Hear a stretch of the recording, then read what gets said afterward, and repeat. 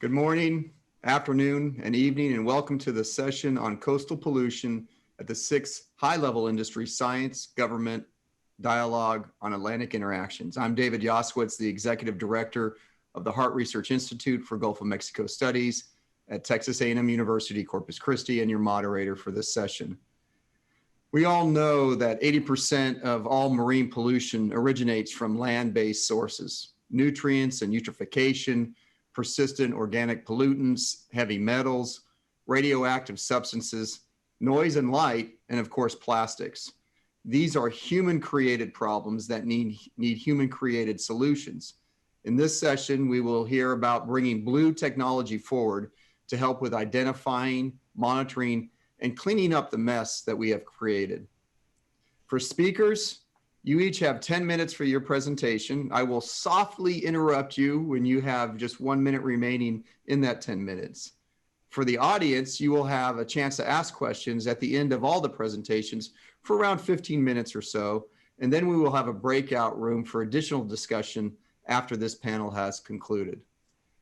Speakers today include Oliveira, Director of Geosciences Institute at the Federal University of Bahia, Brazil; Paul Unyimadu, Research Officer, Nigerian Institute for Oceanography and Marine Research, Nigeria; Luiz Paulo Assad, the Federal University of Rio de Janeiro; Eduardo Silva, the Institute for Systems and Computer Engineering, Technology and Science in Portugal; and Paolo Corradi, System Engineer for the European Space Agency.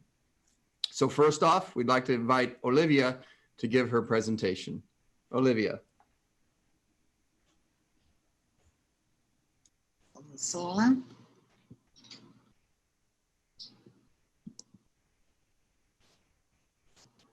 Ok?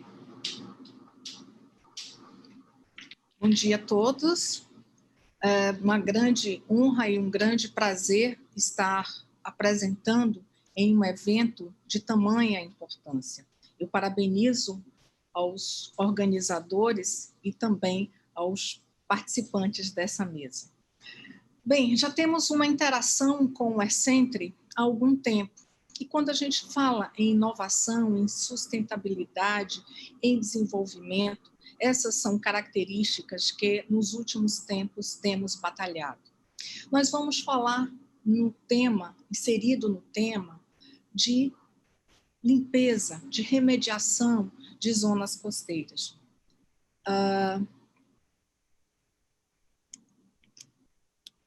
Então, falando em poluição costeira, eu gostaria de apresentar para vocês um estudo de caso a respeito de geoquímica forense para identificar a origem de um contaminante que foi um óleo que foi derramado em nossas praias no ano passado.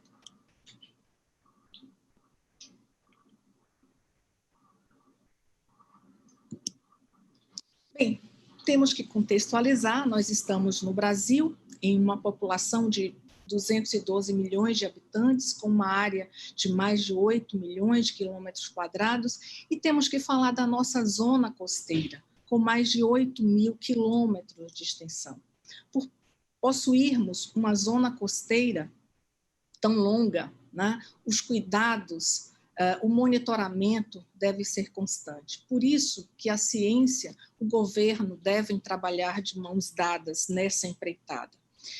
Mas nós estamos localizados, se formos dar um zoom no Brasil, nós estamos no estado da Bahia, e aqui nós temos uma baía, né, agora Bahia com I, que é intitulada Baía de Todos os Santos, né? Todos os Santos Bay. Essa é a terceira maior baía do Brasil em sua área, isso nós podemos incluir manguezais, apicuns, né? No entanto, a sua profundidade é baixa, em torno de 9 metros. No entanto, a sua dimensão, a sua exuberância e a sua riqueza chamam a atenção de todos no nosso mundo.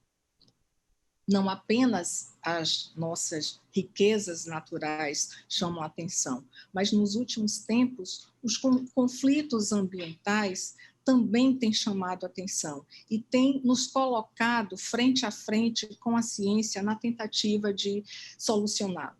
Podemos abordar alguns, por exemplo, pesca com bomba, efluentes domésticos e industriais, ocupação desordenada, o desflorestamento, a disposição inadequada de lixo, pesca predatória, né?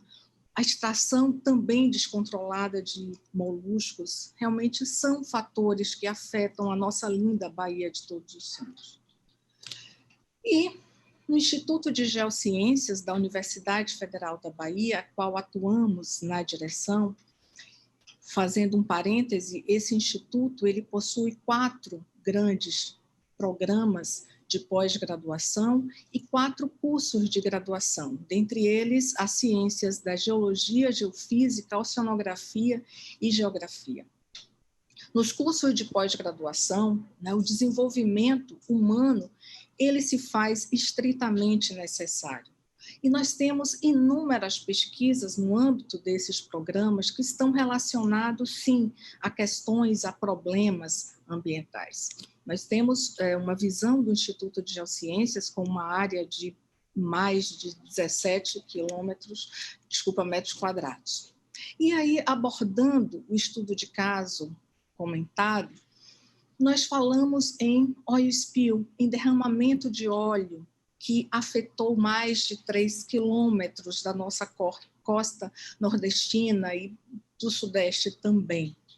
Então, vale ressaltar que temos protocolos de coleta dessas amostras, de coleta, de investigação, de análise, né? E fizemos essa coleta iniciando no dia 4 de outubro, que agora já fizemos 1 ano dessas pesquisas. Os resultados, né, eles mostraram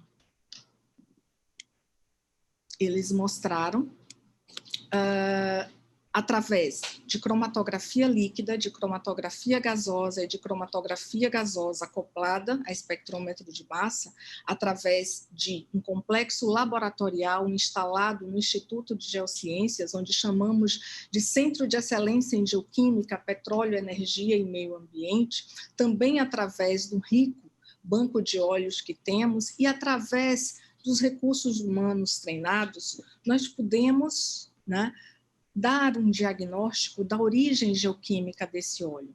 Esse resultado foi amplamente divulgado em toda a mídia. Vale ressaltar que fomos os primeiros, né, a apresentar esse resultado, o qual essa informação técnica ela vem suportando as investigações da nossa Polícia Federal. Então, o nosso trabalho foi baseado na investigação de fingerprints, de biomarcadores e de isótopos. E verificamos uma característica geoquímica com intensa similaridade a óleos produzidos na Venezuela, em uma das bacias da Venezuela. Bem, essa forma, né, de identificação, nós demos continuidade com cada óleo que havia chegando nesse nosso litoral. Então, isso se chama monitoramento. Então, temos um espectro de mais de 70 amostras sendo analisadas, inclusive tivemos uma segunda onda de óleo chegando às praias no meio desse ano. E essas mais de 70 amostras, elas continuam indicando, apontando essa intensa similaridade. Bem, esses dados geoquímicos, essas nossas análises geoquímicas para identificação da origem, né, do óleo, ele foi recentemente publicado em um artigo da Costal Pollution. No entanto, quando nós falamos em origem, nós estamos falando no âmbito, né, de onde o óleo foi gerado. Né? Nós sabemos que ao longo da cadeia do petróleo, seja do upstream ao downstream, nós passamos por diversas fases, seja na exploração, produção, transporte, refino e distribuição. E nem sempre, ou muitas vezes, é constante, né? As bandeiras em que apontam para os processos de exploração e produção são diferentes daquele do transporte e do refino e distribuição. Então, então é isso que aconteceu.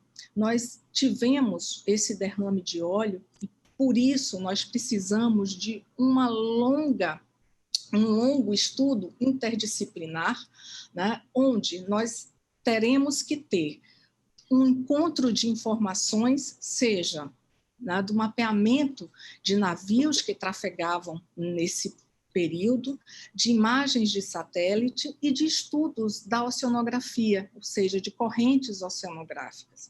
Então, isso tem nos colocado a ciência como uma grande investigadora, né, para esse acidente. Então, isso se chama forense.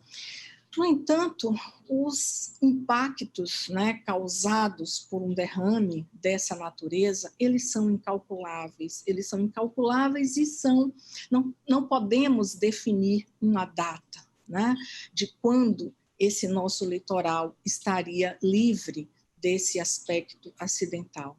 Então, nós falamos em contaminações na fauna, na flora, e o dano socioambiental é tamanho devido a, nós falamos lá no início, que muito da sobrevivência é devido à mariscagem. Então, tivemos muito impacto socioambiental, o socioeconômico, devido à contaminação dessa zona costeira.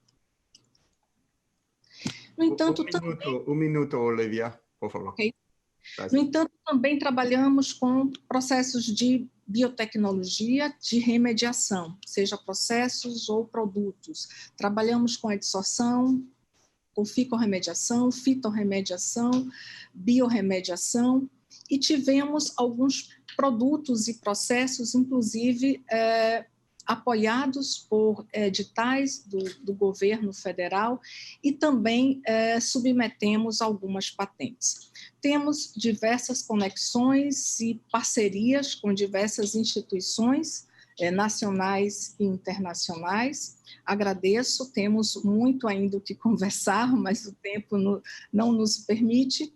E só deixando uma mensagem, né, que nós não vamos mudar o mundo, mas nós podemos fazer da nossa ciência uma excelente chave para a transformação. Muito obrigada.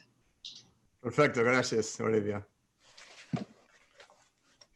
Thank you very much, Olivia. Very nice. Thank you.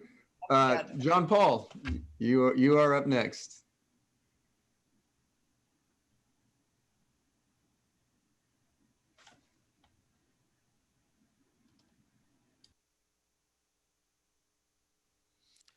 John Paul, please unmute yourself, please.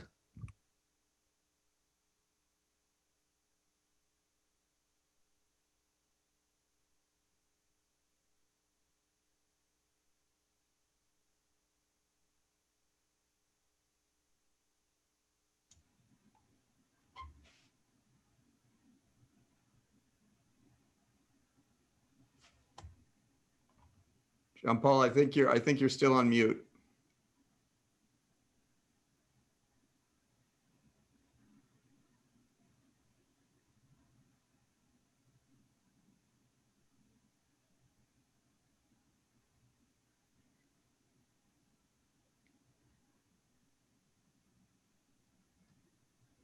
There you go. Okay. Nigeria has a coastline of 853 kilometers long and is well described by its morphology, vegetation, and the beach types.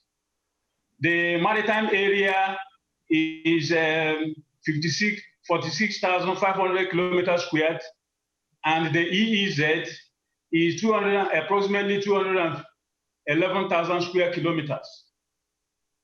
The environmental sensitive Niger Delta is well characterized by its numerous rivers, estuaries, and mangrove systems. The brackish water ecosystem is 13,000 square kilometers, and the mangrove swamps occupy 10,000 square kilometers. The 20% of the Nigerian coastline is occupied is occupied by the population, and we expect that this population will increase over the years with the associated pollution problems. And in this coastal area, you have navigation, you have artisanal fisheries, and also you have recreation. So what are the sources of pollution in our coastal waters? Include mining, effluents from illegal mining. We have industrial effluents, particularly from electricity generation through transformers and capacitors oil release. You have domestic effluents and urban storm water runoff. You have shipping that release ballast water and motorized canoes and boats. You have agricultural storm runoff that have released tons of obsolete pesticides into the Nigerian environment and enter the Atlantic Ocean through the Niger River. Then you also have atmospheric sources, gas flaring, and all that. Petroleum exploration is also a big source of pollution to Nigeria. And you have wood logging and transportation in water. And finally, you have plastics and marine debris. So this is an example of a water hyacinth that is preventing navigation and also preventing fishing, causing a lot of problems. Sometimes speed oil is burnt and it constitutes a lot of problem as regards atmospheric transfer and deposition. Sometimes transformers explode, releasing transformer oil, and through channels, they enter into the lagoon and pollute the water. Then this was a trawl, few nautical miles off Lagos. And you can see the quantity of marine debris. They are far more than the fish caught. This is a very big problem. This is the Lagos harbor here. A lot of plastic pollution is going on here. This is just behind me here at the harbor. Then let's look at a case study, the Lagos Lagoon. You have an abandoned NEPA facility at that location. And all the transformer oil transported into the country first get here. And they were not properly managed and they leaked into the lagoon through this sluice gate. At high tide, high volumes of these chemicals are released into the lagoon. And we conducted a study to compare it with what happens with global rivers. You can see Australian rivers, the levels are very low. Then you have Mississippi in the US, Rhine in Germany, and River Ganges in India. It is understandable that there are high levels in these countries because they produce the chemicals. And look at the Niger River and the Lagos Lagoon. The levels are very high. We never produce these chemicals, but they enter the environment because of very poor waste management. These are fish species. These are fish species, brackish species to the left and freshwater fish species to the right. PCBs were monitored in these fish samples, and you can see very high levels in all the species studied. When they were compared with international guidelines, all the fish samples exceeded the guidelines. If you look at the more stringent guideline in green, they are exceeded twofold or threefold. So what we do in Nigeria is, before you eat fish, you first of all ask the question, from what source? From what source? Then the effects on biodiversity. We have been experiencing fish kills in the Niger Delta recently. May, June, there was a lot of fish kills in the Niger Delta. Then there is also feminization of fish in the coastal zone. Fishes are feminizing. Then there is depletion of fisheries resources as complained by fishermen. Their catches are low. That means they are low economic power. Then the biodiversity is also affected because we found out that there is no microbentic life in the Niger River as a result of high obsolete pesticide load on this river. And we also discovered that 75% of the Lagos Lagoon does not have microbentic life. So what is the way forward? The way forward is for us to continue to monitor the environment, take continuous standardized measurements and observations to obtain reliable scientific data for management policies and regulatory framework for the protection of the coastal waters. We are all stakeholders in the protection of the environment. That is why we are all here. Thank you. Thank you, John Paul. Luiz, Paolo, please. You're next. Minutes. Just a reminder while Luiz is Paolo is getting ready, please enter your questions into the question chat box on the live stream. We'll take those after everybody is given their presentation. And also, if you just joined us, we will have a breakout session after the conclusion of this session. So we'll be looking for that link. Okay, are you seeing my presentation? Yes, we are. Thank you. Okay, let's go on. First of all, I'd like to say thanks for the organizers for the invitation. Thanks a lot for their center. And that's a brief presentation of myself. My name is Luiz Paulo Assad. I am professor from the Federal University of Rio de Janeiro, and also a researcher on the Laboratory of Computational Methods in Engineering that represents also the Air Center office in Rio de Janeiro.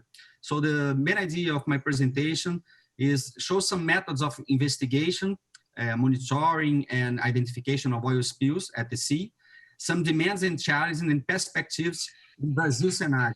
And I will use also the case of the Brazilian Northeast oil spill, where we have some actuation in our research group, with our research group. So these are some topics, talking directly about the methods of identification and monitoring oil at the sea. Basically, you have the remote sensing that you use for identification and monitoring. And you have basically the technology, you have optical sensors that you can use. You can have an image of an oil, an optical sensor. You can use also synthetic aperture radar. And here we have two examples, one in the Gulf of Mexico, other in the Guanabara Bay region. It's a bay inside the Rio de Janeiro state in Brazil. And we have also a local radar that you can use on land and ships also to identify oil spills at the sea. So this is the technology that we basically use to identify oil at the sea. And this is the technology that we use to monitor also oil spills and to forecast, to know how is going to be the behavior of the oil spill dispersion at the sea. So we have these numerical models that we're going to talk a little bit more in my presentation. Okay, talking about the synthetic aperture radar, that is one tool that we use a lot in our research group. Basically, we have the incident radar energy at the sea surface, and depending on the backscattering signal, we can identify if you have an oil, if you have, for example, a metallic structure, or if you have false targets related, for example, of some oceanographic feature over the sea surface. So we can use this synthetic aperture radar images to identify oil spills at the sea. And we have some advantages using these methods related with optical sensor. The first one is the possibility to obtain day or night images in adverse weather conditions. And the other one that we can have the results available a few hours after the satellite acquisition. Of course, we have a workflow in order to have the final map with the identification of the oil spill at the sea. But now is possible. This is what we do in our research group. So you have the planning, the processing phase, the identification phase, and the final report. And sometimes you have the opportunity also to validate your final report, what you see at the sensor image, having the opportunity to have some chemical analysis of some samples over the sea. This is very nice because you can validate what you are identifying with your sensor. And after all of this, you have a strong responsibility to communicate where is your oil spill accidents. And of course, the digital revolution will help us a lot in the future to disclosure all of this information for the society. Okay, talking about now about the oil dispersion modeling, that is the tool used not only to monitor, but also to forecast oil spills at the sea. The first information that we need is the hydrodynamic fields and the atmospheric fields. This is very important in order to understand, for example, how an oil spill will be advected by the ocean currents and the winds. Of course, you can use also the remote and in situ observation of oceanographic and atmospheric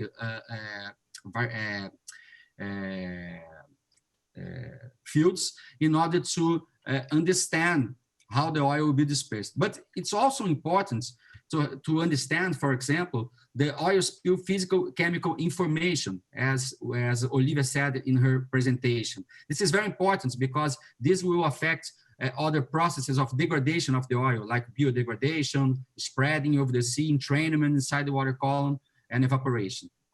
After that, you can use, of course, all of the technology that I told about in the last slides of remote sensing to identify oil spills at the sea. This is very important. It will give some information that is important for us, like the localization of the oil spill, the volume, and the area that could be estimated with these images also too. And after that, with all of this information, we can have the dispersion. Basically, you're going to understand how an oil spill will be distributed in space and time over one region. That could be an offshore region or could be a coastal region, okay? So this is a main idea, what is going to be very useful for us in Brazil, to have an operational environment composed by operational environmental modeling system, hydrodynamic, atmospheric, and oil dispersion models, and an operational data acquisition system. This is very important. And this is what unfortunately, we didn't have during the oil spill that happens in the Northeast coast in 2019. Now, starting to talk a little bit about the oil spill, first I'd like to say something about the multi-scale perspective that we need to know when we have an oil spill with that scale that we have in 2019 in our country. So basically, in our area, we have as the largest scale circulation composed by the South Equatorial Currents that bifurcates in the northeast region of Brazil, composing two other currents, the North Brazil currents that go to the north, and the Brazilian current that goes to the south. And when you put our lens in our region, when we put a zoom in our region, we can understand that when an oil spill starts to spread over near the coast, it's going to be influenced by, for example, meanders, cyanotic winds, tides, and waves related, for example, by the presence of topographic accidents that we have in our region. And this is the oceanographic perspective. Now the atmospheric forcing fields is also, we have different scales affecting our dynamics, and that will affect also an oil spill. First, we have the South Atlantic subtropical heights and the trade winds that are very important to understand the dispersion of any pollutant that are over the sea surface. And we have also, in a mesoscale, the passage of transient cold frontal system that is very important to be represented by our models in order to have a good oil spill dispersion forecast. Of course, we cannot stop in this scale. We need to go further. We need to go near the coast where the impacts really happened. So when you go to the local scale, the things became more complex because you need to understand how the atmosphere, land, and ocean act together in order to have an hydrodynamic field and in order to influence also an oil spill dispersion. So to do that, we need to understand which are the ecosystems in the regions, how the rivers, for example, works, how the topography is, how the tides and waves act, and how the local winds act in the dynamics of that regions. To do that, we need to have high-resolution oceanographic and atmospheric coastal models, and these must be operational, because if you don't have these models in an operational way, you'll not be able, for example, to give the right support in situations as we had in the last year in the Northeast oil spill accidents. So this is an example what happened. This is an environmental protection area inside the state of Pernambuco, that is the northeast region of Brazil. And what you see in the right is some affected coral reefs in the region and affected beaches also. So when the oil comes to this region, it becomes influenced by the coastal drift. So you need to know this hydrodynamic in detail in order to understand what's going to be the behavior of the oil spill in the next years. So this emphasizes the importance to have this work in operational way. Now, our activities to support this oil spill, our group acts directly in this region, giving support, for example, using models to understand, for example, the origin, the identification, the potential source point of the oil spill. So we did some oil inverse trajectory modeling in order to identify the probably source of origin of the oil spill. This was used by the Brazilian Navy in order to investigate and identify which is the ship that could be spread this oil.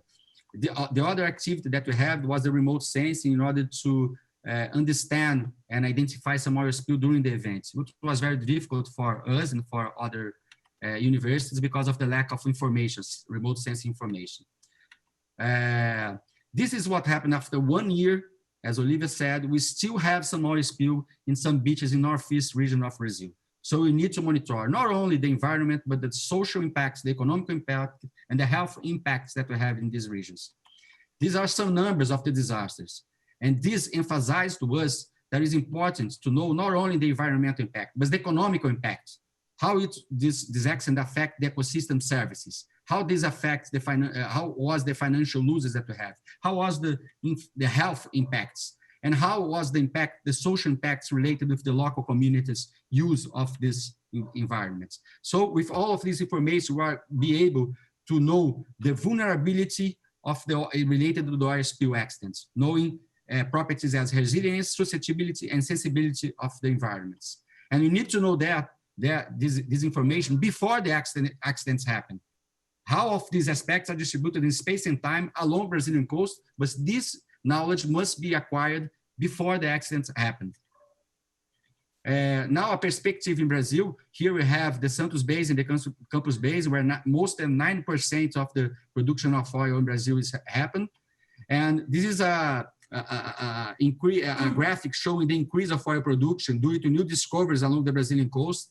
Of course, this perspective is before the pandemics, but we see that we have an increase in oil production, basically because of new discoveries, such as this one related to the equatorial margin, where you're going to have the new oil productive frontier.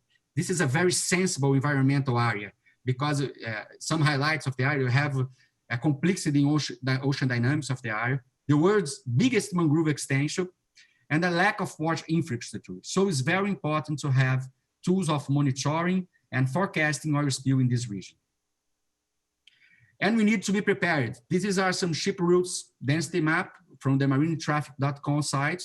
And we see that we have a lot of traffic of ships transporting oil also too in this region. So we need to be prepared to do that. The good news is that the necessary knowledge already exists in Brazil to develop an integrated oil identification and monitoring system.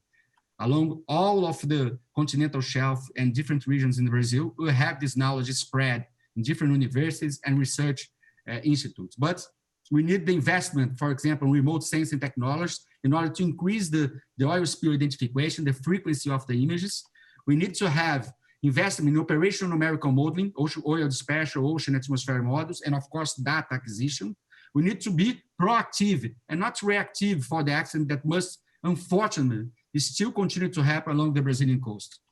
And we need to integrate and management all the multidisciplinary information that are related with oil spill, like the social ones, the economical ones, and the environmental ones. This is one graphic showing also that our center is doing in Brazil at this moment. So we have some offices and nodes of research inside of Brazil. And this is very good. You need to be integrated to share information, share knowledge in order to be more prepared, for example, for accidents like the oil spill that happened last year here in Brazil. So thanks a lot. This is all I want to say in my presentation. Thanks a lot. Great. Great. Thank you, Luiz Paulo. Very, very nice. Eduardo Silva, you're up.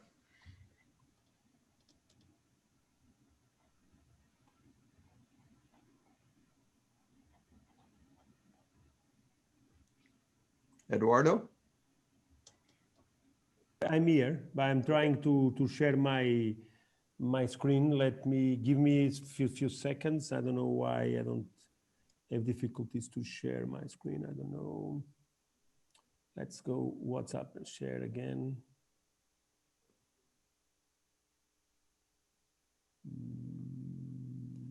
No, guess so. You give me authorization for shared screen? Oh, yes. Okay. Okay.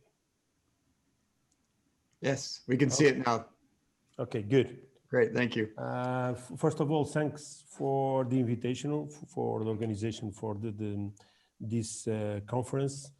I'm happy to participate. I only go to report a little some phase F1 project in INESCTEC. In the last 3 years, I'm working a lot in the marine litter.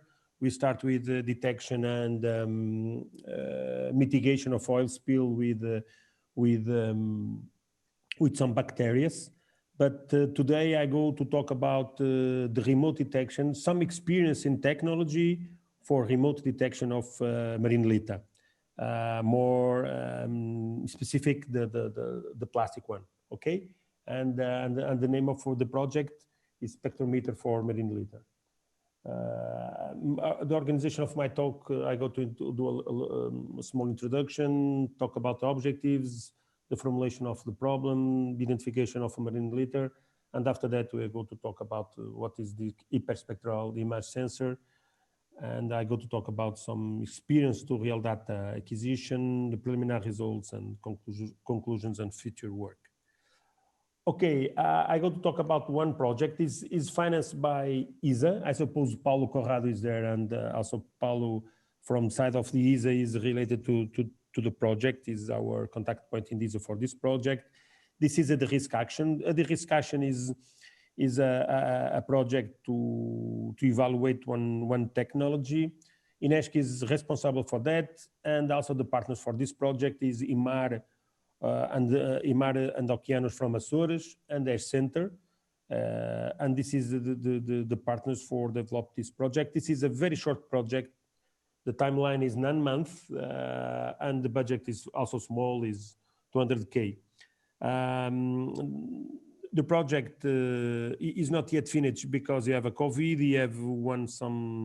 We have an interval in the middle, but in the 2 weeks ago we are finished the field work, and I go to talk about this experience. Okay, the objectives of if the project is clear, and first of all is to evaluate state-of-the-art in technologies for marine litter detection for remote. And also perform some field campaigns to collect data sets. On top of these data sets, to starting to develop some algorithms and compare the results with satellite data. Okay, in the 3 words or 1 sentence, this is the project for evaluate the spectroscopy or for hyperspectral cameras in future to put this type of cameras in the satellites. Okay, marine litter is a biggest problem. All people know that. The people now have a lot of knowledge about that. The marine litter cross the Atlantic.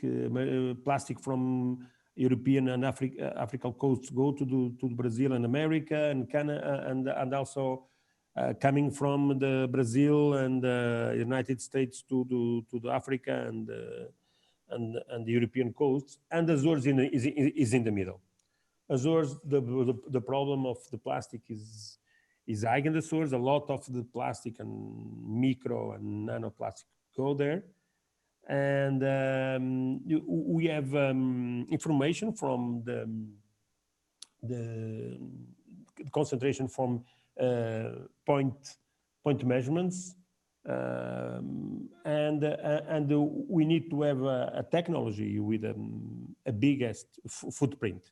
You see the dots seems big, but the dots is very, very, very, very, very small. And we need a better footprint for detecting marine plastics. And for that, ESA launched a challenge to evaluate if IPEC spectral sensors are good. Are good for that in the future, have a possibility to put in satellites. And for that, this project, we try to characterize the IPEC spectral frequencies and the IPEC spectral answers from the several types of plastic in the sea, if the signature of this IPEC spectral image are good enough to detect the plastics. The project, our idea, we catch the plastic from Estuaries, and with biofouling, without biofouling, we catch plastic from the sea, and we are building some targets for artificial targets to see if this, because we need to control the experience, and we build 3 targets with 100 square meters each to detect with different compositions, with different plastics, and see if it is possible to detect with hyperspectral image, okay? For the people understand, the hyperspectral spectral image is not like a normal visual image. When you build a IPEC spectral image, normally I build a cube of information. I can have a graph for each pixel in the water, in the surface of the water. I can have a spectrum about this pixel. And for that, we use 2 cameras. Okay, one camera from visible to infrared between 400 nanometers to 1000 nanometers, and another camera with between 950 nanometers to 2050. And we can build the spectrum of the marine litter. Okay, these cameras we use are push-run cameras. The image is built by the movement of the airplanes or by the movement of the drones, and we collect all the information. Okay, and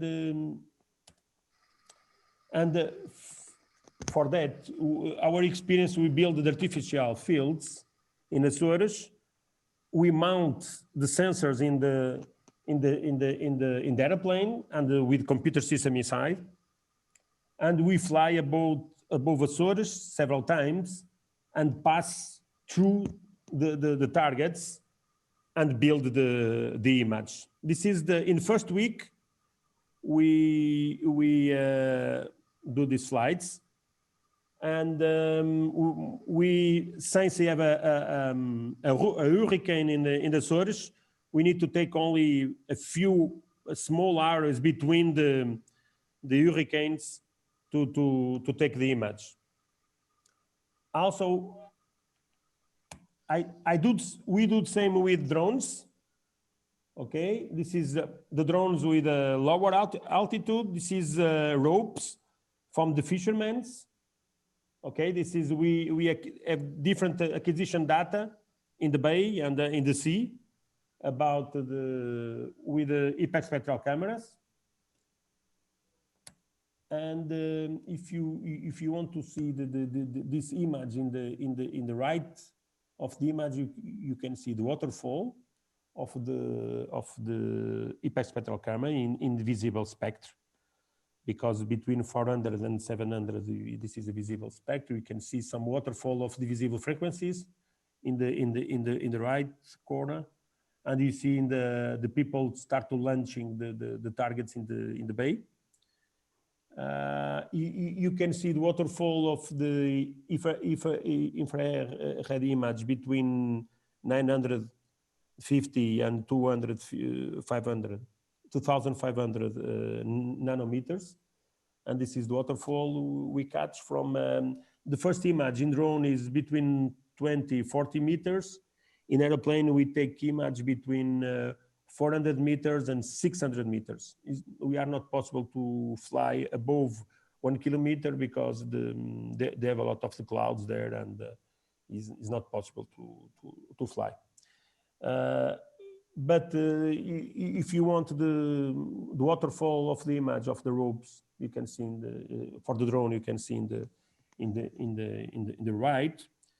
And but the beautiful thing, this is very preliminary results because we have a 10 of the bytes, and now we go to start to study the bytes. But I want to highlight with you and show with you, this is a very important result.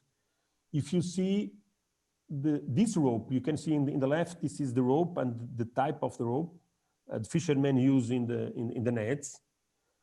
And you can see you catch this material in the bay, in the Estuaries, and we do some lab tests, and also we build the targets with these ropes we catch in the bay. Okay, the target 10 by 10, the 100 square meters are building for ropes catching in the bay. And if you want to see the results of 1 pixel of this rope, 1 pixel in the lab, this is a very short distance, half a meter. You can see the same. You can see the same answer in the drone, and you can see the same answer in the plane. Okay, you see some noise. Have some different noise because they have atmosphere. You have different things, but you can see is very, very, very similar. The answer from the camera in the lab, in the drone, or in the plane, and this is give us a hope. This is possible to use hyperspectral cameras in the future to detect from satellites, because the spectral signature is there, and the people don't lose this, and the different altitudes, you don't lose the spectral signature. Now we go to work in the algorithms for the detection. Okay, this is with our eye. This is 1 pixel. It's not possible to have one man to detect there. We need to be automated now the algorithms, but we have a good hope. This is possible to do with. I know it's very difficult because if you go to the satellites, the resolution to decrease a lot. We need also to improve the optical parts of this camera to put in satellites. You need to decrease the height. You need to decrease the space to be possible in future put in satellites. But you can see the results is very, very promising, and we have terabytes of that.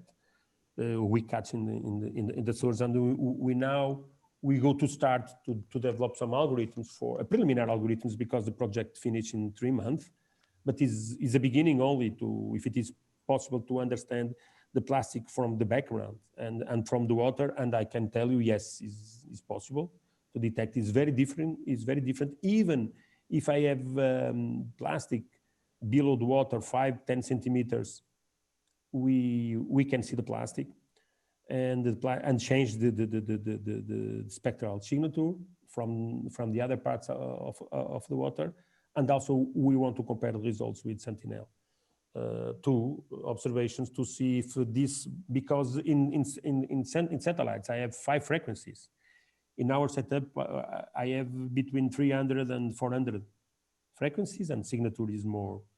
We have a lot of richness in signature, and we believe it is possible to develop very quick algorithms to detect in real time and so on. And this is the small experience with technological results we have in 2 weeks, and we are very confident it is possible to use this technology to detect marine litter. Our experiences is with macroplastic, is not yet with micro, is not yet with nano, is with macro, but we think it's possible in future after good algorithms and understand the spectral and signature from the water, from some algae or biofouling, it's possible to split from plastics, and we are happy.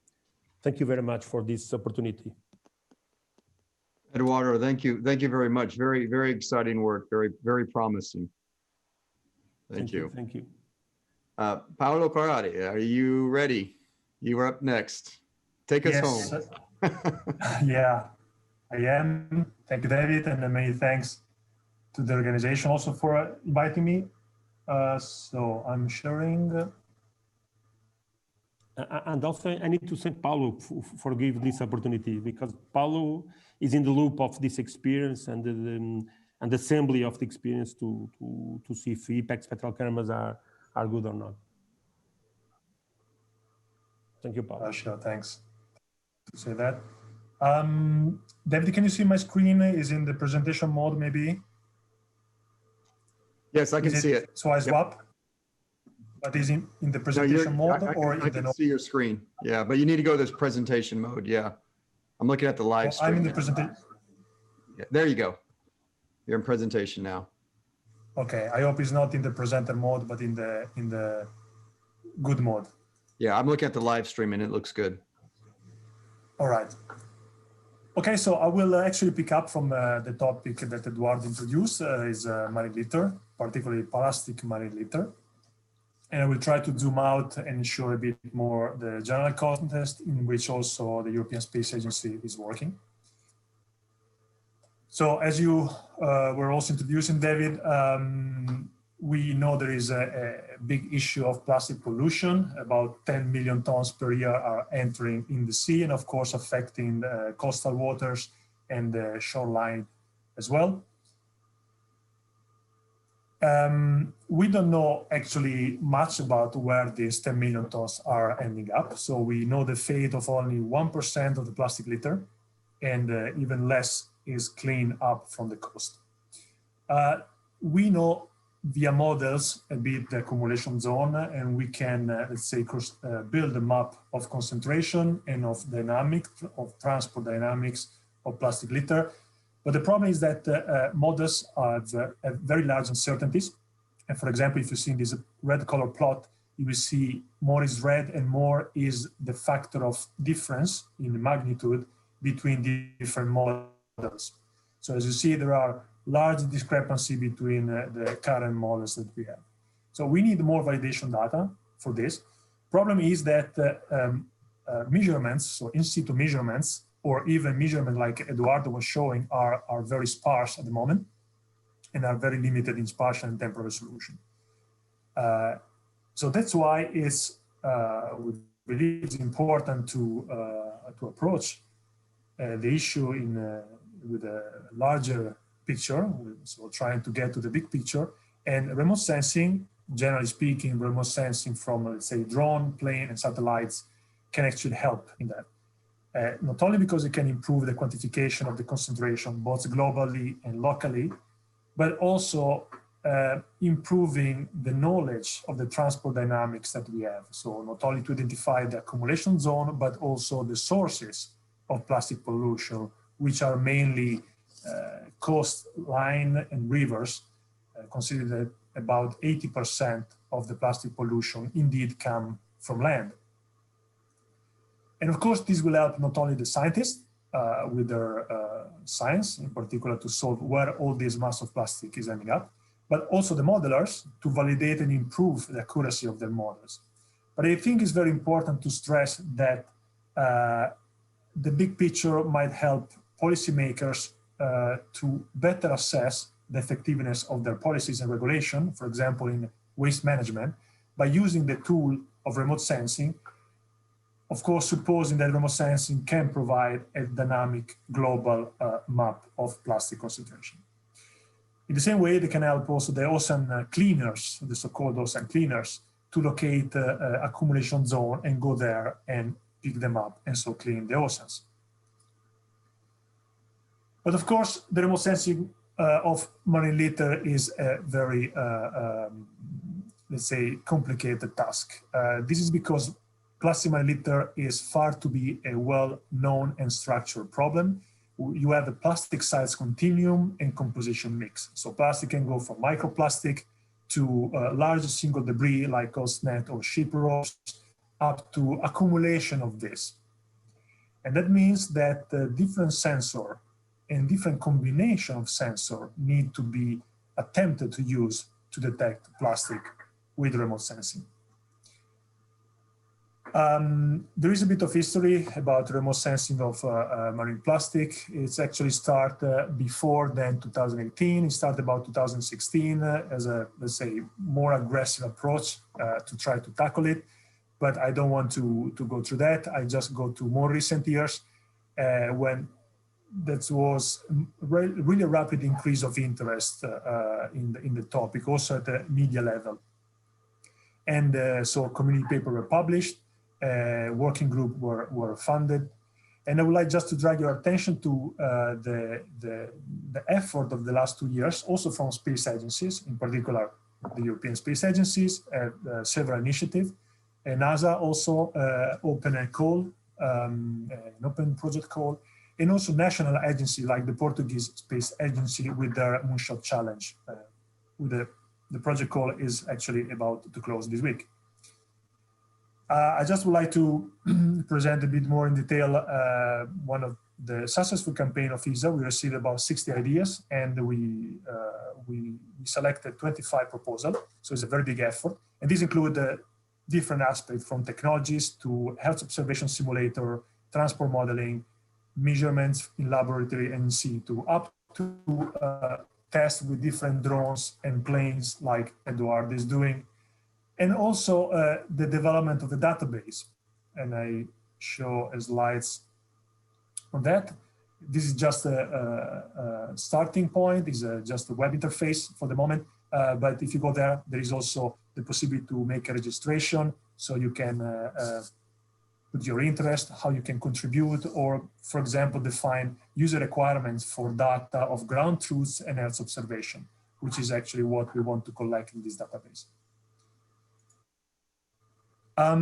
Where we are at the moment, well, there are many aspects that has been touched in so far in the last 3-4 years, especially about remote sensing of marine litter, and it goes from transport modeling, both at the global level, but more closer also to the coast, to modeling of radiative transfer in the sense of how the signal degrade from the bottom of atmosphere up to the top of the atmosphere. Of course, in situ and lab measurements, and validation on the field with drones and planes with target, both natural and artificial. These are some preliminary results that we have from actually satellite, and we are using mainly Sentinel-2 multispectral instrument. So we are in the optical domain so far. And as you see, we are concentrating the effort on trying to detect particular accumulation of marine litter that manifest with a specific small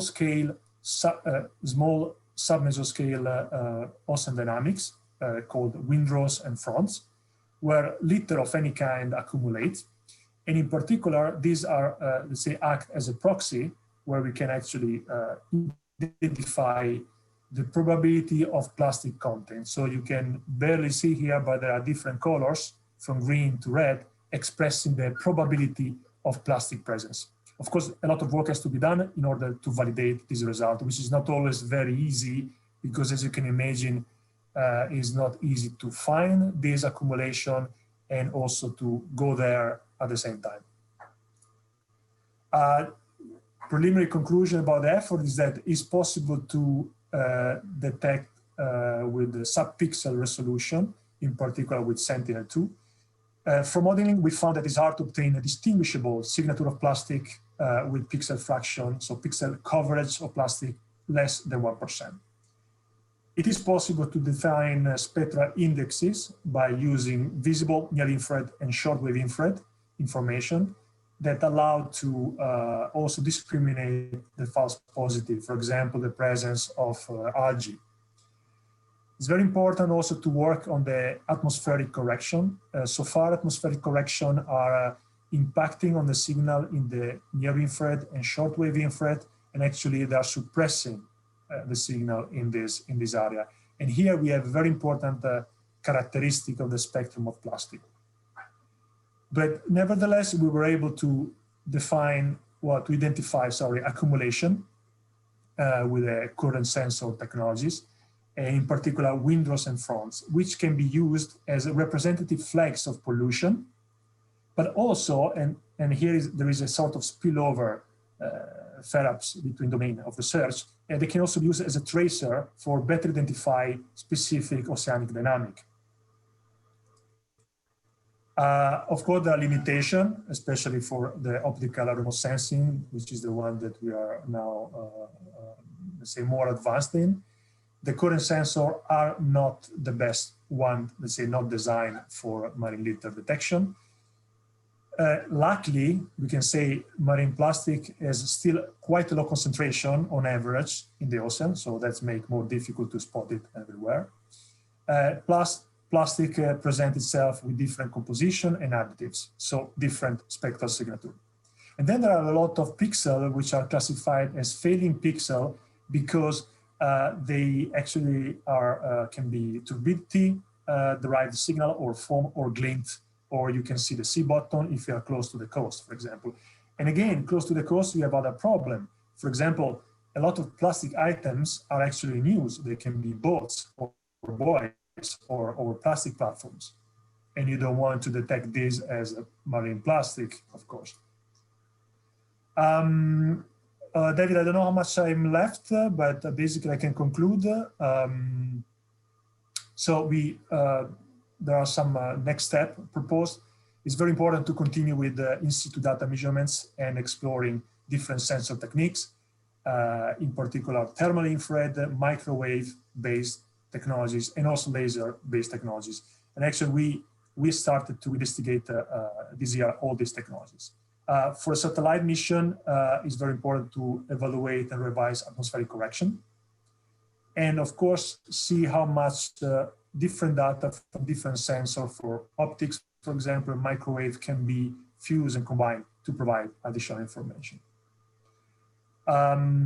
Finally, of course, also artificial intelligence is starting to kick in, and we're also working with that. And it's very important, of course, to try to exploit this, even if there is a big need of training data sets. And that's why also this database that we are creating, trying to collect as much data as we can.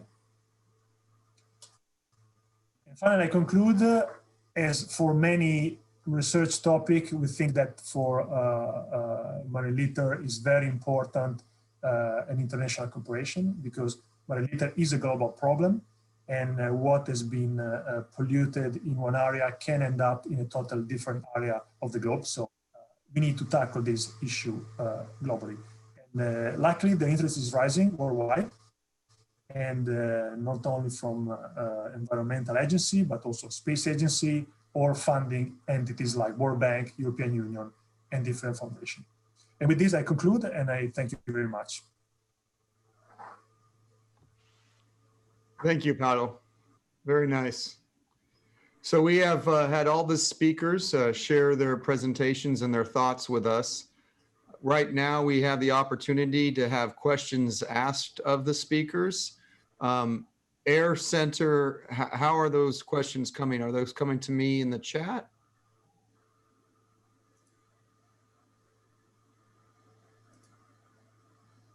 I'm waiting for an answer. Air Center, if you can hear us. Jose, are those questions? Yes. Did you receive, I will relay you the questions from the, just a minute, I will relay you. Você tem as perguntas do Bubble Chat? Okay, why don't I do this? I actually have a question for the Yes, panel. please do. Yes. Okay. Yeah.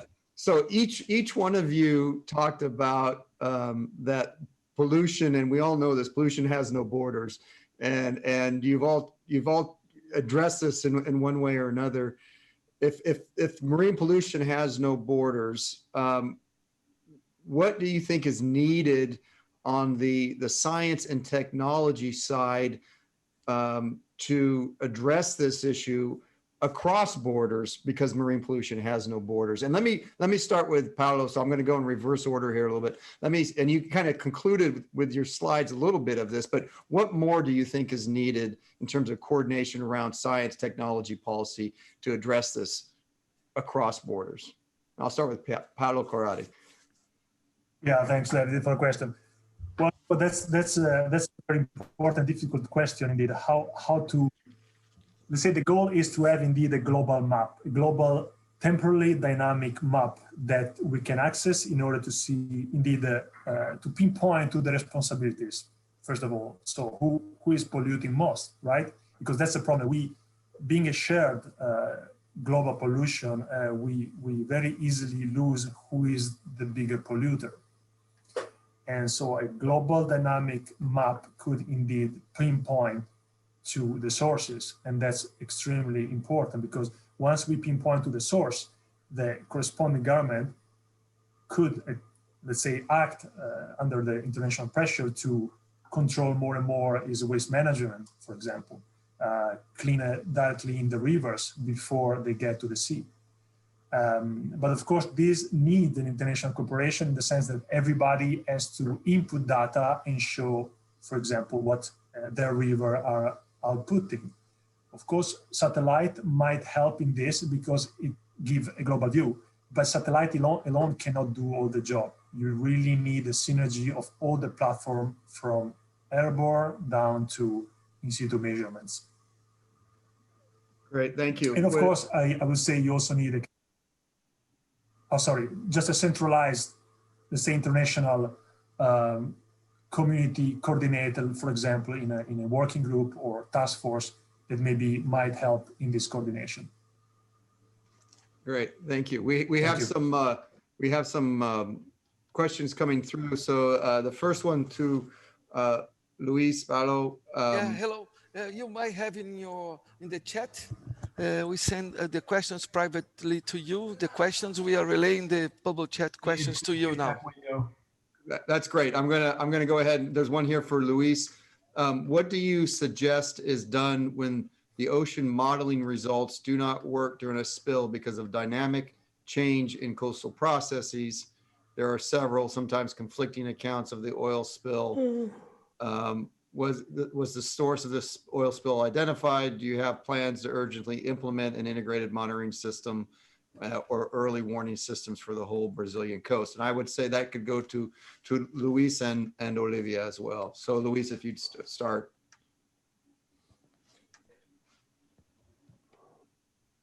Okay, I think that if you don't have any operational atmospheric or oceanographic module and the needed space and time resolution, you must pray. No, I'm joking. But unfortunately, it's exactly what happened in Brazil. And we had at that occasion some contact with some researchers and people that were acting directly at the oil spill in the northeast region of Brazil. And the people said that they considered that they were blind, because one day the oil spill was in one beach, and at the other day, they hoped that the oil spill would be at one beach, but no, it goes towards the other direction, because they don't have this knowledge. And it's very deep. It was based on this situation that we found here in Brazil last year. It was really very difficult if you are not prepared to act in these occasions. That's why I emphasize in my presentation that they need to be proactive and not reactive in this kind of occasions. And just about the last question that Paolo answered, I think that one very big important step is toward the normalization of the knowledge related with pollution, oceanography, and other sciences. And I think that talking about this, capacity building initiatives are very important to spread the knowledge and trying to normalize the knowledge throughout the countries that are near the Atlantic Basin, for example. Great, thanks you, Luiz. Olivia, would you like to comment on that question as well?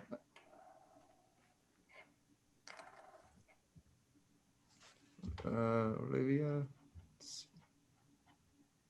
Como nós dissemos na nossa apresentação, a geoquímica é uma ferramenta muito objetiva. Então, ela, nesse caso, nesse estudo de caso, ela eliminou aproximadamente, isso são palavras da Polícia Federal, eliminou aproximadamente 95% dos navios a serem investigados. Então, esse é um primeiro passo, nós termos alguma ferramenta que nos indique objetivamente um começo de eliminação, né, de possibilidades. Aí sim, exatamente complemento com o que o Dr. Luiz Paulo falou, né? Precisamos de uma integração de outras ferramentas, nesse caso da oceanografia, do estudo de correntes, o estudo de imagens de satélites, para que possamos convergir. Mas nada disso funciona se nós não interagirmos com exatamente a primeira pergunta que o Dr. David fez, acordos internacionais, governamentais. Nós precisamos de editais que quebrem os muros, as barreiras dos países. Nós temos que trabalhar, o planeta é único, nós temos que trabalhar atuando conjuntamente, fazendo a ciência. E eu acho que esse aqui é um palco, é um momento onde estamos até nos conhecendo mais e possamos cada vez mais trabalhar nessa direção. Great, thank you, Olivia.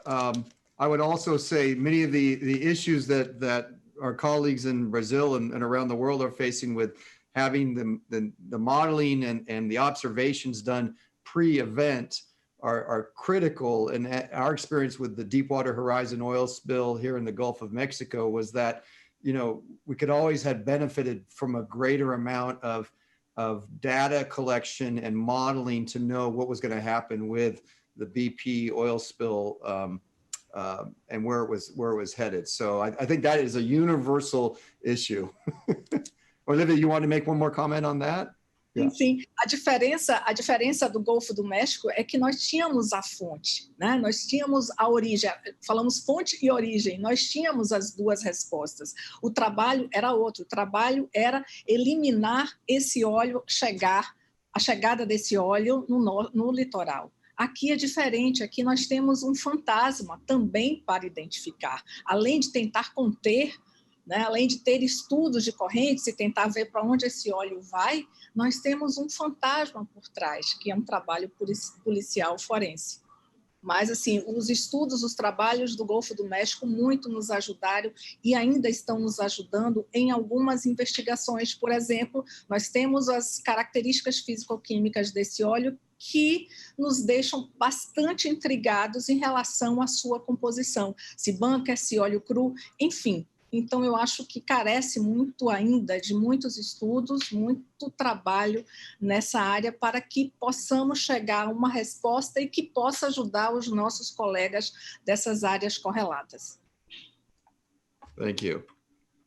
This question is for John Paul. John Paul, you talked about transformer oil leaking into the lagoons and estuaries in Nigeria. What advice can you give on what can be done to ensure a healthy marine environment in that case? So that question is for Jean Paul.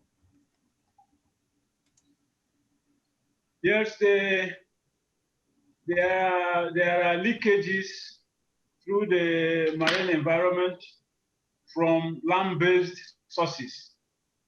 Particularly, the main problem we're having is from transformer oil pollution that contains PCBs, and also agricultural storm runoff from obsolete pesticides that were used. So we've been monitoring. There is constant monitoring of these recalcitrant compounds in the Nigerian environment. And we've been able to identify hotspots in terms of these contaminants. And hopefully, as the funds come in, we should start the remediation and cleanup process for these particular hotspots. And in the case of fishery products, we've issued fish consumption advisories to the communities where the levels of these contaminants are high. And for now, aquaculture fish and deep offshore fish is what we advise people to consume, because the inland waters are really polluted. Thank you. Thank you, John Paulo. Eduardo, I have this is a little bit, as we would say, a deeper in the weeds question for you. I think you addressed this in the experiments that you're conducting. I was curious about how you differentiate the macroalgae from the plastic, and the success that you're having with that or not. And you might have addressed it, and I might have missed that in your presentation. And I'm thinking, you know, for us here in the Gulf of Mexico region, sargassum is a very important part of the biology of the Gulf of Mexico and the Caribbean. And how did you separate that in detection from plastics? This hyperspectral signature is very different. Okay. Yeah. It's difficult. Okay. Because the signature of plastics. Hold on just a second. Hold on. John Paul, can you go on mute? John Paul, can you go on mute, please? Thank you. The question is, when you finish this work, we characterize the different spectrums for different plastics. We have more than 40 different plastics, and we are characterized all. And until now, the information we have is all the different plastics have different signatures, and also different from the water, and also different from the other biological garbage or biological things you find in the water. I think you can have, in the end of this project or this activity, you have a small library about the spectral signatures about the plastics. And with drones and airplanes, we can differentiate, okay, with the impact spectral image. This is okay. the answer I have to, and until now, is not yet in real time, is in offline, but I think in future is not difficult to implement a real-time detection for that. Okay. Great, thank you. This is a very preliminary work. We need more time with more field work. This is only 2 weeks. 2 weeks is nothing when you compare in one place. We need to spread this experience with in all of the world, in Brazil, in Micronesia, other seas, to see if it is the same thing. But the preliminary results is clear. The plastic have a very clear signature for the impact spectral information. Great, thank you very much.